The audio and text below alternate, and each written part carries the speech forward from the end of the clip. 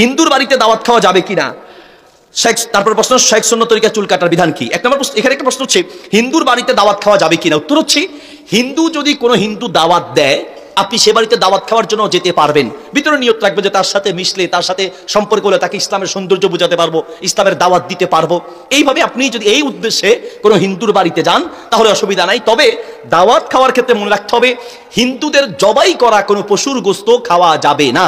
কারণ ইসলাম বলে লা তাকুলু মিম্মা লাম ইউযকার ইসমুল্লাহি আলাইহি, যেই পশু জবাই করার সময়, ওই পশু জবাই করার সময় আল্লাহর নাম নেওয়া হয় নাই, সেই পশুর গোশত খাওয়া যাবে না। তো হিন্দুরা কি জবাই করার সময় আল্লাহর নাম নিবে?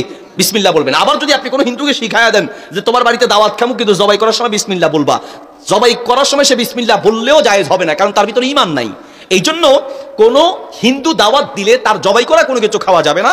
এমনি আপনাকে চা বিস্কিট এই সেই শুকনা কোনো খাবার দাওয়াত দিল, জবাই করা কিছু নয়, তাহলে সেই দাওয়াত গ্রহণ করা যাবে, খাওয়া যাবে। নাম্বার 2 হচ্ছে হিন্দুদের মূর্তির সামনে ভোগ হিসেবে দেয়, যেটাকে উহিল্লা লিগাইরিল্লাহি বিহি, হুররিমাত আলাইকুমুল মাইতা ওয়াদ দামু ওয়া লাহমুল খিনজির ওয়া মা উহিল্লা লিগাইরিল্লাহি বিহি। আল্লাহ তাআলা হারাম করে দিয়েছেন মৃত গোশত, রক্ত, তারপরে শুকরের গোশত এবং অনেকগুলো পশু আমাদের জন্য হারাম। এই আয়াতে যেটা বলা হয়েছে হুররিমাত আলাইকুমুল মাইতাতু, মৃত পশু আমাদের জন্য হারাম, ওয়াদ দামু এবং রক্ত হারাম, ওয়া লাহমুল খিনজির শুকরের গোশত হারাম, ওয়া মা উহিল্লা লিগাইরিল্লাহি বিহি, আল্লাহ ছাড়া গায়রুল্লাহর নামে যেটা ভোগ হিসেবে দেওয়া হয় অথবা মানত করা হয় সেই পশুর গোশত খাওয়া জায়েজ হবে না। এখন হিন্দুদের পূজায় যে খাবারগুলো দেয় সাধারণত সেগুলো কিন্তু মূর্তির জন্য ভোগ হিসেবে দেয়, মূর্তির নামে মূর্তির জন্য উৎসর্গ করা হয়। আল্লাহ ছাড়া অন্য কারোর জন্য উৎসর্গ করা কোনো খাবার গ্রহণ করা যাবে না। কাজে হিন্দুর বাড়িতে দাওয়াত খেতে হলে 2টা কথা মনে রাখতে হবে। 1, তাদের জবাই করা কিছু খাওয়া যাবে না। 2, তাদের মূর্তিদের নামে বা গায়রুল্লাহর নামে উৎসর্গকৃত কোনো খাবার গ্রহণ করা